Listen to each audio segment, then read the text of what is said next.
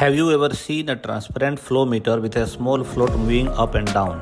That is a rotameter, also called a variable area flow meter. It is one of the simplest instruments used to visually indicate float.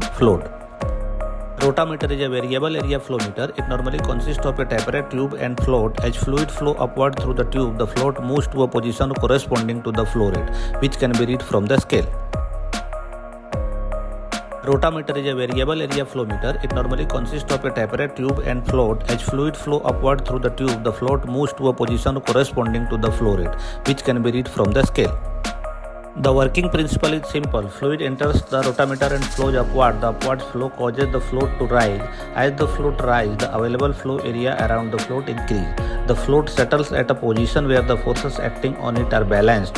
That position corresponds to the flow rate shown on the scale. The float position depends on the balance of forces acting on it. When flow increases, the upward force on the float increases and the float rises.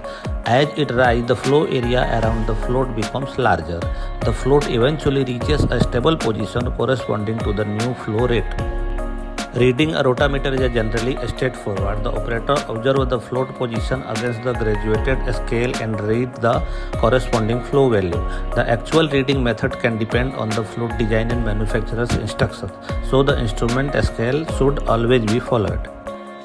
Rotameters are commonly used for relatively simple flow indication applications including water, air, gas, chemical dosing and utility system. Like any instrument, they can be affected by dirt and a sticking float, incorrect installation, damage or unsuitable service condition. Regular inspection and following the manufacturer's instruction help maintain reliable indications.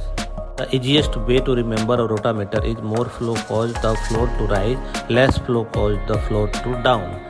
The float position provides the flow indication on the scale. So remember, float position, reading.